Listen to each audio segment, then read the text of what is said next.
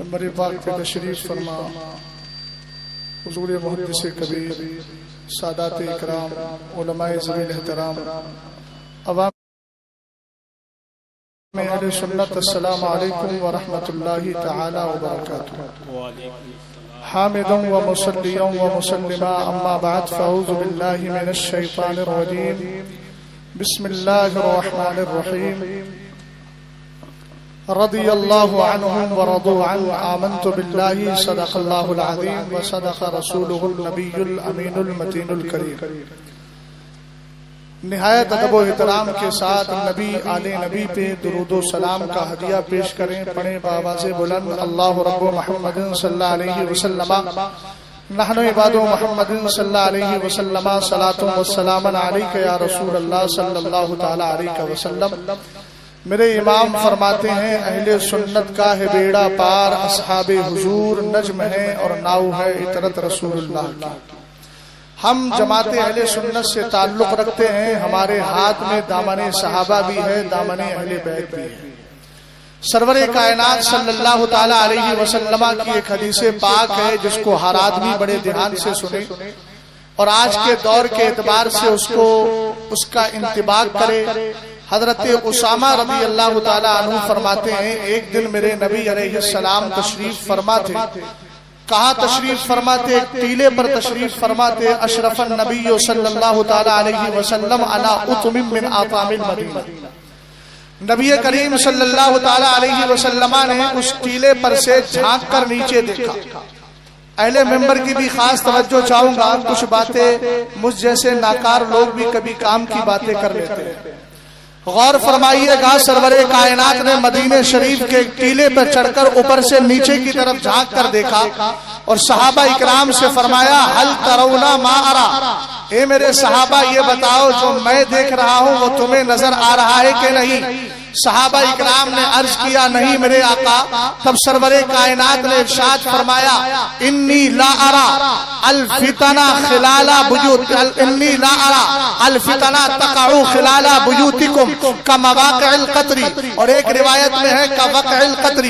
سرور کائنات صلی اللہ تعالی علیہ وسلم نے ارشاد فرمایا میں اس وقت اپنی آنکھوں سے دیکھ رہا ہوں تمہارے گھروں کے اندر فتنے ایسے اتر رہے ہیں جیسے بارش کے قطرے تمہارے گھروں میں ٹپکتے ہیں اور گرا کرتے ہیں۔ ابھی برسات کا موسم گزرا ہے، ہر آدمی جانتا ہے جب بارش برستی ہے اور اس کے قطرے گرتے ہیں ہر جگہ پر گرا کرتے ہیں۔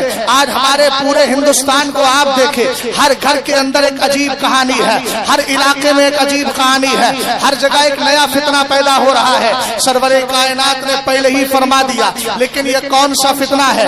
آئیے ذرا مسلم شریف کی حدیث پاک کو اٹھائے۔ سرور کائنات صلی اللہ تعالی علیہ وسلم نے فرمایا یکون فی آخر الزمان دجالون کذابون یاتونکم من الاحادیث بما لم تسمعوا انتم ولا آباؤکم فإیاکم وإیاہم لا یضلونکم ولا یفتنونکم۔ سرور کائنات نے فرمایا آخری زمانے میں میری امت میں دجال، مکر و فریب کرنے والے، جھوٹ بولنے والے لوگ پیدا ہوں گے۔ تمہارے پاس ایسی ایسی باتیں لے کر کے آئیں گے جو نہ تم نے سنی ہوگی نہ تمہارے آباء و اجداد نے سنی ہوگی۔ سرور کائنات ہم کریں کیا؟ میرے نبی نے فرمایا فَإِيَّاكُمْ وَإِيَّاهُمْ۔ یہاں پڑھے لکھے لوگ ہیں، ہو سکتا ہے کوئی ڈاکٹر بھی ہو، کوئی انجینئر ہو، کوئی پروفیسر ہو، کوئی کسی مجال سے تعلق رکھتا ہو، لیکن سب سے عرض کروں گا بچنے کا صرف یہی مطلب نہیں ہے کہ جتنے بھی آج فتنے پیدا ہو رہے ہیں ان کی محفلوں میں نہ جاؤ۔ بچنے کا یہ بھی مطلب ہے اپنے موبائل پر ان کی کلپیں سماعت مت کرو، ان کی تقریریں مت سنو۔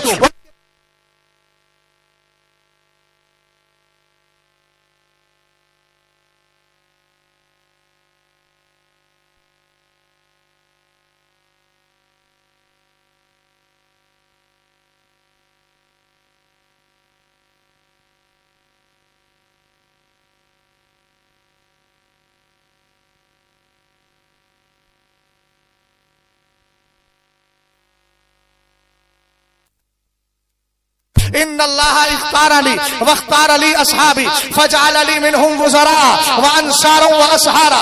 آقا کریم علیہ السلام فرماتے ہیں اللہ نے مجھے بھی چن لیا اور میرے لیے میرے صحابہ کو بھی چن لیا ہے. کسی کو انصار بنایا ہے, کسی کو رشتہ دار بنایا ہے, کسی کو وزیر بنایا ہے.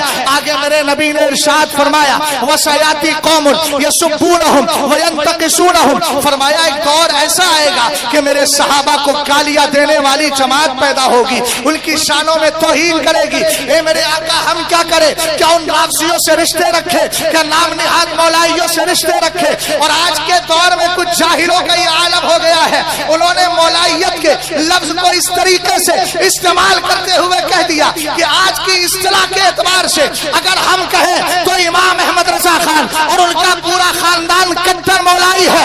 ہمیں جہالت کی حد ہونا چاہیے. تم نے تو انتہا کو پہنچ کر امام اہل سنت پر اتنا بڑا بہتان لگا دیا. اعلیٰ حضرت ان نام نہاد آج کی اصطلاح کے اعتبار سے مولائیوں کے سردار نہیں ہے, اہل سنت والجماعت کے سردار ہے.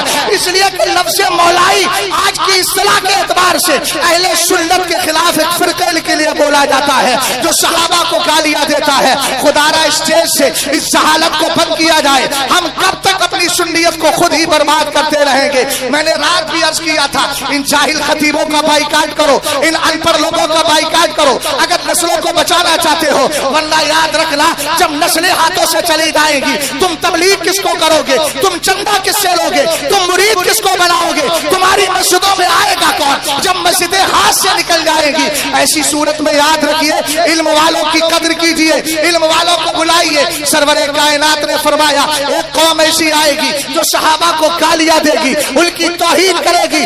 آقا کریم علیہ السلام کہتے ہیں فلا تواکلوہم, ان کے ساتھ کھانا نہیں, فلا ولا تشاربوہم, ان کے ساتھ پینا نہیں, ولا تجالسوہم, ان کے ساتھ بیٹھنا نہیں, ولا تناکحوہم, ان کے ساتھ شادی بیاہ نہیں کرنا. آئیے اسی تناظر میں آگے بڑھتے ہیں. یہ لوگ دکھاتے ہیں آیت کریمہ, دکھاتے ہیں حدیث پاک. میں بڑی پیاری بات عرض کر رہا ہوں. علامہ سید جلال الدین شاہی بخاری سرکار شاہ عالم, ان کا فرزند ارجمند یہاں تشریف فرما ہے. ان کی نسل میں 8ویں نسل کے اندر ایک بزرگ پیدا ہوئے سید جلال الدین شاہی بخاری. کتاب لکھی القول الصواب فی معرفت الاصحاب. یہ اس ممبر پر جتنے علماء ہیں سب سے عرض کروں گا یہ جملہ لے کر کے جائیے گا. انہوں نے ارشاد فرمایا جتنی بھی روایتیں صحابہ کو گالیاں دینے, منافق و باغی کہنے کے لیے بولی جاتی ہے یہ سب تاریخ کی ہے. اور یاد رکھو سرکار نے صحابہ کی عظمتیں حدیثوں میں بیان کی ہے, قرآن نے ان کی فضیلتیں بیان کی ہے, اور تاریخ کو مصطفیٰ کریم کی حدیث کے مقابل یا قرآنی آیات کے مقابل کوئی حیثیت نہیں ہے. اس لیے کہ تاریخ امتی کی ہے اور حدیث میرے مصطفیٰ کریم علیہ السلام کی ہے. نبی کے قول کو سامنے رکھے ایک حدیث پیش کی جاتی ہے بخاری شریف کی. یہاں میں بڑی ذمہ داری سے عرض کرنا چاہتا ہوں, بخاری کو صحیح جو کہا گیا ہے وہ اس کے اکثر کے اعتبار سے کہا گیا. یہ کوئی دعوی کل نہیں کر سکتا کہ اس میں ساری حدیثیں سند کے اعتبار سے صحیح ہے, اس میں بھی کچھ غیر صحیح حدیثوں کا غیر صحیح حدیثیں داخل ہو گئی ہے. ایک حدیث سنا رہا ہوں جس کو پیش کرنے کے بعد سیدنا امیر معاویہ کی جنگ صفین کے مسئلے پر یہ رافضیت کہتی ہے معاذ اللہ وہ منافق ہے, کوئی کچھ بولتا ہے, کوئی کچھ بولتا ہے. حدیث کو اختصار کے ساتھ پیش کرتا ہوں. حدیث پاک کے راوی حضرت ابو سعید ہے. آپ کی بارگاہ میں اکرمہ اور اکرمہ کے ساتھ عبداللہ ابن عباس کے بیٹے علی دونوں گئے اور جانے کے بعد کہا حدیث سنائیے. انہوں نے حدیث سنائی, کہا کلنا نحملو لبنتن لبنتن وعمارو لبنتین لبنتین. فرمایا مسجد نبوی کی تعمیر چل رہی تھی, الگ الگ روایتیں ہیں. کوئی کہتا ہے غزوہ خندق کا موقع ہے, کوئی کہتا ہے مسجد نبوی شریف کی. اس اعتبار سے بھی امیر المومنین فی الحدیث تشریف فرما ہے. اس کے متن میں بھی اضطراب ہے اور اضطراب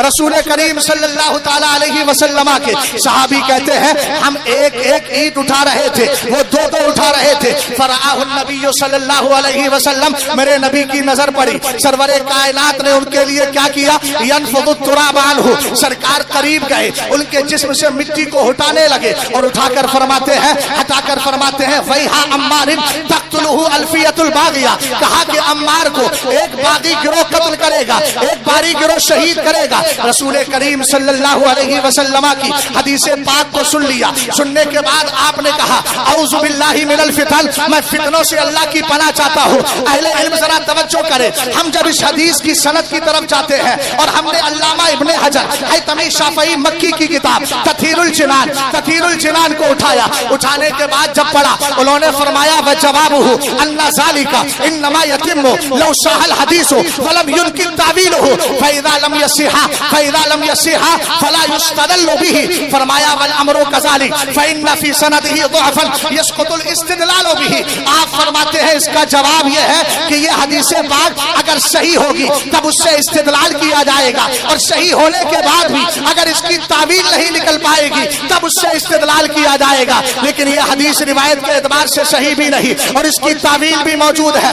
ہم نے کہا صحیح کیسے نہیں ہے؟ حدیث کی سند پر گئے, ہمیں 4 راوی ملے. پہلے کا نام مسدد ہے, دوسرے کا نام عبدالعزیز ابن مختار ہے, تیسرے کا نام خالد حذا ہے, چوتھے کا نام جو ہے چوتھے راوی کو ہم نے دیکھا ان کا نام اکرمہ ہے. جب ہم نے تہذیب التہذیب کو اٹھایا, میزان الاعتدال کو اٹھایا, ہم نے ان بزرگوں کو پڑھا جن کا نام اصول حدیث میں زبردست انداز میں آتا ہے. تو پہلے راوی مسدد کے لیے ہماری میزان الاعتدال میں ملتا ہے. وہ فرماتے ہیں سنو یہ جو راوی ہے نا جس کا نام مسدد ہے, انہوں نے کہا یہ قابل احتجاج نہیں ہے, یہ قابل استدلال نہیں ہے. اور ہم نے جب تہذیب التہذیب کو اٹھایا اس کے بعد پڑھا تو عبدالعزیز ابن مختار کے بارے میں کہا گیا لیسا بشیء, یہ معتبر راوی ہے نہیں. اس کے آگے جب ہم خالد حذا کو پڑھتے ہیں تو ابو حاتم نے کہا لا یحتج بہ, ان کو استدلال میں پیش نہیں کیا جا سکتا.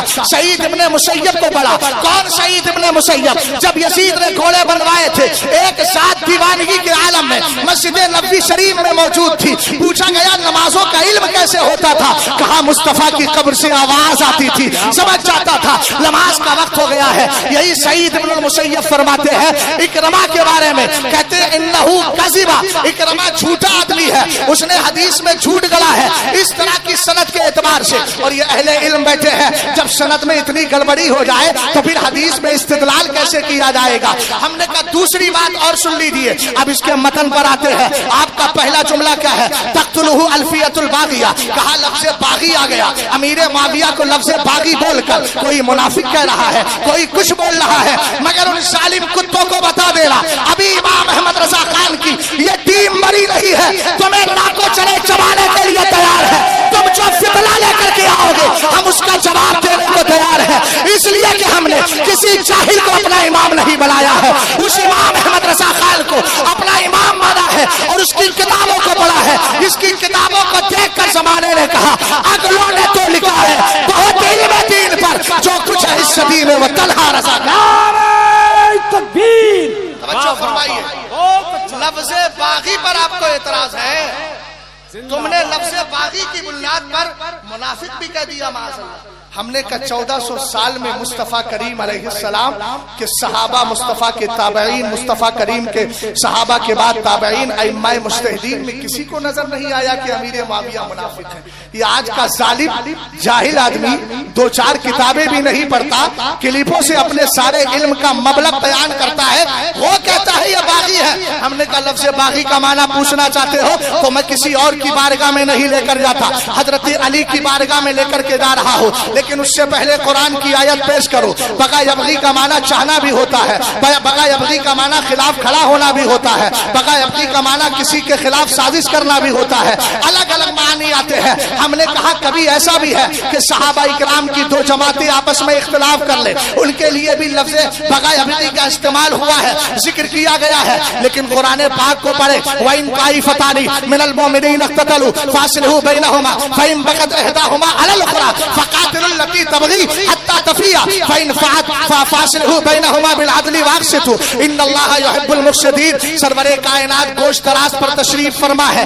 آپ کا گزر انصار کی جماعت کے قریب سے ہوا, آپ کے گوشت کو آپ کے دراز گوشت نے پیشاب کر دیا. وہاں عبداللہ ابن ابی منافق بیٹھا تھا, ناک کو بند کرنے لگا. صحابی رسول عبداللہ ابن رواحہ کو چلالا گیا, فرمایا سن تیری مشک سے زیادہ خوشبو مصطفیٰ کے دراز گوشت کے پیشاب. اسی میں اختلاف بڑھ گیا, وہی ہو گیا اختلاف. لیکن عبداللہ ابن ابی کی جماعت جو انصار کی جماعت تھی وہ تو صحابہ تھے، ان کا اختلاف کس سے ہو گیا؟ عبداللہ ابن رواحہ کی جماعت سے ہو گیا، آپس میں اختلاف ہوا، قرآن کی آیت اتر گئی۔ میں نے کہا اب لگائیے فتویٰ، یہاں پر بھی بغا ابغی کا کلمہ ہے، کیا حکم لگاؤ گے؟ یاد رکھنا رسول کریم صلی اللہ تعالی علیہ وسلم کے صحابہ میں جو اختلاف ہوا ہے اس کا ہر کسی مطلب نہیں لفظ باغی کی بنیاد پر کسی کے خلاف زبان درازی کی جائے۔ اور دوسری بات سنیے گا، ہم نے جب بخاری شریف کے قدیم نسخوں کو تلاش کرنے کی تحقیق کی اور اس کے بعد پتا چلا قدیم نسخوں میں یہ الفاظ ہے ہی نہیں، تقتلہ الفیۃ الباغیہ اس میں موجود ہی نہیں ہے۔ ہم نے کہا جب موجود نہیں ہے اب بعد میں کس نے بڑھائے؟ ایک راوی ہے جس کا نام غالباً برکان نام کا ایک راوی ہے، اس نے اس میں اضافہ کیا ہے۔ ہم نے کہا کئی طریقے سے اس میں جو ہے کئی طریقے سے جرح کی جاتی ہے۔ اب آگے بڑھیے گا، رسول کریم صلی اللہ تعالی علیہ وسلم کے دیوانوں حضرت علی سے پوچھتے ہیں، اے علی یہ بتاؤ جو آپ کے خلاف کھڑے ہوئے تھے، اعلیٰ حضرت نے تو اعتقاد الاحباب فی الجمیل والمصطفیٰ والآل والاسام میں ترجمہ یہی کیا ہے۔ ابھی میں متن پڑھوں گا، اس کے بعد ترجمہ اعلیٰ حضرت کا کرتا ہوں، ذرا غور فرمائیے گا۔ حضرت علی رضی اللہ تعالی عنہ ہے، کتاب کا نام شرح المقاصد ہے، معتبر کتاب ہے باب عقائد میں۔ وہ فرماتے ہیں فالمخالفون بغاة لخروجهم على الامام الحق لشبهة وهي تركه القصاص ولقول النبي صلى الله عليه وسلم تقتله الفية الباغية وقد قتل على يد اهل الشام ويقول علي رضي الله تعالى عنه اخواننا بغوا علينا ليسوا كفارا ولا فسقا ولا سلامتا لما لهم من التعبير۔ ذرا محبت سے بول جائیں سبحان اللہ۔ شرح المقاصد نے مسئلہ حل کر دیا، انہوں نے فرمایا حضرت علی کے جو مخالف تھے جنگ صفین میں یا اس کے علاوہ جنگ جمل کی بات ہے، دونوں میں فرمایا یہ سب ان کے خلاف کھڑے ہو گئے تھے اس لیے کہ امام برحق کے خلاف کیا تھا۔ اب یہاں دھوکہ دیا جاتا ہے، ارے آپ بھی تو کہہ رہے ہو، اعلیٰ حضرت بھی تو کہہ رہے ہیں کہ وہ حق کے مقابل آئے تھے، علی حق پر تھے۔ ہم نے کہا احمق زمانہ لفظ حق کا ایک ہی معنی نہیں ہوتا ہے، یہ لفظ مشترک ہے اور اس کی الگ الگ کیفیات ہوتی ہے۔ اس اعتبار سے اگر تو دیکھے گا تو اس کے معنی سیاق و سباق کے اعتبار سے بدل جاتے ہیں، قرائن ظاہرہ باطنہ کی بنیاد پر، لفظیہ حالیہ کی بنیاد پر معنی بدل جاتے ہیں۔ رسول کریم صلی اللہ تعالی علیہ وسلم کے دیوانوں ذرا غور کیجیے گا، حضرت مولا کائنات کے مقابل جو کھڑے ہوئے ایک شبہ کی بنیاد پر انہوں نے کہا تھا امیر معاویہ نے آپ حضرت عثمان غنی کے قاتلوں سے بدلہ لو۔ حضرت علی رضی اللہ تعالی عنہ نے حالات کے تناظر میں آپ نے ان سے بدلہ لینا مناسب نہیں سمجھا، اب دونوں کا اجتہاد ہوا۔ اب یہ اجتہاد ہم پوچھتے ہیں، آج کے ان جاہلوں سے نہیں پوچھیں گے، امام غزالی سے پوچھتے ہیں۔ امام غزالی فرماتے ہیں ان اختلاف علی و معاویہ کان مبنیا علی الاجتہاد، امیر معاویہ اور علی کا اختلاف اجتہاد قرآنی پر تھا۔ توجہ فرمائیے گا، حضرت مولا کائنات رضی اللہ تعالیٰ عنہ سے پوچھا گیا تھا، آپ نے فرمایا سنو لیسو کفارن، یہ جو میرے مقابل آئے تھے یہ سب ہمارے بھائی تھے جو ہمارے خلاف تھے۔ سبحان اللہ۔ دوسری بات اور سنیے گا، علامہ گلزار صاحب بس میں 2-4 منٹ اور چاہوں گا اس لیے کہ آپ کی کرم نوازی ہو گئی، آپ نے کم سے کم پی کے پلا کے میں کشو، کچھ تو بچی کچی ہو دو، قطرہ دو قطرہ ہی صحیح، کچھ تو بڑا انعام دو۔ آج ایک ذہن یہ بنتا ہے کہ لوگ اپنوں کی تقریر کرواتے ہیں، میں نے کہا یہ ذہن بالکل غلط ہے۔ محنت کرتے ہیں الحمدللہ اور کوشش یہی رہتی ہے کہ ہمارے جو مہمان آئے ہیں ان کی گفتگو کرائی جائے۔ آج بھی رات بھی انہوں نے مجھے پوری طریقے سے صاف کر دیا اور اب بھی ان کا ارادہ یہی تھا لیکن کرم نوازی ہو گئی، صاحب احسان مانتا ہوں۔ ذرا غور فرمائیے گا، رسول کریم صلی اللہ تعالی علیہ وسلم کے پیارے صحابی حضرت علی کا کہہ رہے ہیں ارے بھائی علی کو مانتے ہو تو علی کی بھی مان لو نا۔ حضرت علی نے کہا لیسو کفارن، لا تو یہ کافر تھے، ولا سلامتن، لا یہ ظالم تھے، ولا فسقتن، لا یہ فاسق تھے۔ اے میرے مولا کیوں نہیں تھے؟ فرمایا لما لہم من التاویل، اس لیے کہ ان کے پاس ایک تعویل تھی اور اسی تعویل کی بنیاد پر یہ چیز انہوں نے کی۔ پتہ یہ چلا سنیو، جب مجتہدین کے درمیان اختلاف ہوتا ہے تو ہم وہاں پر انگلیاں نہیں اٹھاتے، یہ مجتہدین قربان ہیں ان صحابہ مجتہدین پر۔ حضرت امیر معاویہ عام صحابی نہیں ہے، اللہ نے منصب اجتہاد پر کیا تھا. اسی لیے تو عبداللہ ابن عباس کی روایت ہے بخاری شریف کی, ابن ابو ملیکہ ہے, کہنے لگے اوترا معاویہ تو برکاتن امیر معاویہ تو ایک ہی رکعت پڑھتے ہیں فطر کی. آپ نے فرمایا ماں زبان بند کر, فإنہ قد صحب النبی صلی اللہ علیہ وسلم, وہ نبی کے صحابی ہے, جو دیکھ کر رہے ہیں وہ دیکھ کر ہی کر رہے ہوں گے, ان کے پاس اپنی دلیل ہوگی. بس آخری بات عرض کر رہا ہوں, مجھے یہ بتائیے جنگ صفین پہلے کی ہے یا صلح حضرت امام حسن پہلے کی؟ جنگ صفین پہلے ہے نا, جلدی بول دیجئے, آپ جتنا جلدی بول دیں گے اتنی جلدی ختم ہو جائے گی. جنگ صفین پہلے ہوئی نا, صلح امام حسن بعد میں ہوئی. میرے سرکار نے کیا کہا تھا, لعل اللہ یصلح بہ بین فئتین عظیمتین من المسلمین. سرکار نے کہا تھا یہ میرا بیٹا ان ابنی ھذا سید, یہ میرا بیٹا حسن سردار ہے. بولیے بولیے سردار ہے.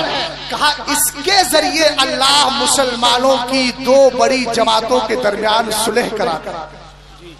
ہم تو سند مصطفیٰ علیہ السلام کے اہل بیت ہی کے لے کر آ رہے ہیں. جنگ صفین پہلے ہے, حضرت امام حسن کی صلح بعد میں ہے. بغاوت کی بنیاد پر اگر امیر معاویہ کو معاذ اللہ منافق اور کافر کہنے والوں رافضی کتوں کو یہ بتاؤ امام حسن پر کیا حکم لگاؤ گے اور مصطفیٰ کی حدیث کے بارے میں کیا کہو گے؟ بس چلتے چلتے ابن عساکر کی روایت اٹھا کر اس مسئلے کو کلیئر کر کے جاتا ہوں. ارے آپ کو جنگ صفین سے مسئلہ ہے نا, آؤ ذرا ہم بھی تمہارے سامنے آ کر مسئلے کو کلیئر کر دیں. عبداللہ ابن عباس کہتے ہیں کننا عند النبی صلی اللہ علیہ وسلم و ابو بکر و عمر و عثمان و معاویہ اذ اقبل علی بن ابی طالب. کہتے ہیں میں عبداللہ ابن عباس کہتے ہیں میں حضرت ابو بکر, حضرت عمر, حضرت